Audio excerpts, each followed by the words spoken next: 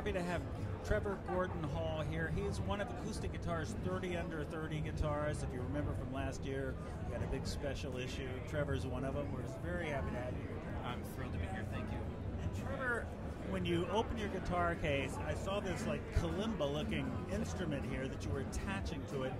Did you come up with this design, or is it something that was already out there? I did. I've always loved the sound of the kalimba, and I bought one a couple years ago. It was very quiet, so I tried putting it on, like, a box, or tried to amplify it, and I just thought if I got some sticky tape and put it on top of the guitar, what that would do, and the idea was born from there. So it's been kind of slowly evolving, and this is what we have today.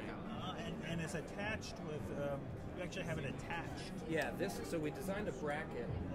Yep, and so it sits free floating above the guitar, and I designed this with a great builder in Canada named Sheldon Schwartz.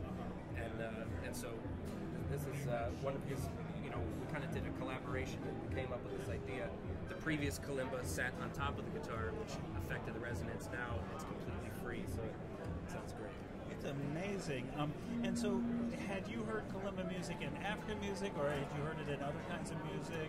I think I've always loved the sound of ringing metal, so like handbells or Fender Rhodes. And so when I first heard the kalimba, it was like a small version of a Fender Rhodes to my ear. So it wasn't quite the African influence, but I thought there's a way that I can get that sound I love. Right. So I haven't studied a lot of African music. I'm starting to get into that more. So it's a brilliant instrument that has always been evolving. So it's great to join the tradition and keep messing with it. Well, this is wonderful. Could you tell us a little bit about the song that you played, composing that? Yep. You composed it for the guitar. I did, yeah. So that was a piece called kalimbatar, which is this instrument that I've kind of came up with the last few years. And I wanted to try to find a way to incorporate the melodic here. I have basically 2 octaves of a piano here with the guitar, and have them harmonize, crosstalk. Sometimes they do rhythmic, sometimes they come together, and just explore putting the guitar and the kalimba together and see what happens. So the song, that was like the first really, really big serious thing I did with it, so I called it kalimbatar. It's the first song that you did with this combination? With this specific one. Okay. Yeah. Great.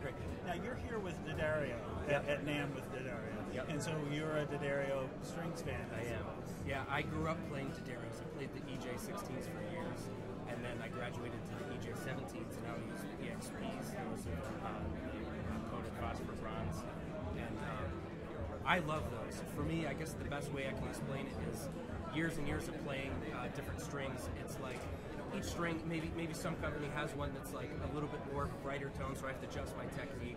Maybe one's a little bit too bassy, so I have to kind of lay off a little bit. And so it's like starting a painting with an outline. For me, the EXPs, the feel, the tone, it's like starting with a blank canvas, and I feel like I can just go any direction, and that's what I love about them. Great. Is there a product that D'Addario is like pushing this year that they're coming out with this year? Yeah, so they just released the New York steel, so they're starting with the different steel that goes into these. I put these on last night. Those are starting to ship, I think, now, and they're fantastic. They give a little bit more sustain, and it's a little bit extra punch without the tinniness of too much of the bright steel. So I'm really enjoying this so far. I played the EXPs forever, and now all of their acoustic series and the electric ones now are coming with that steel. It's a great idea.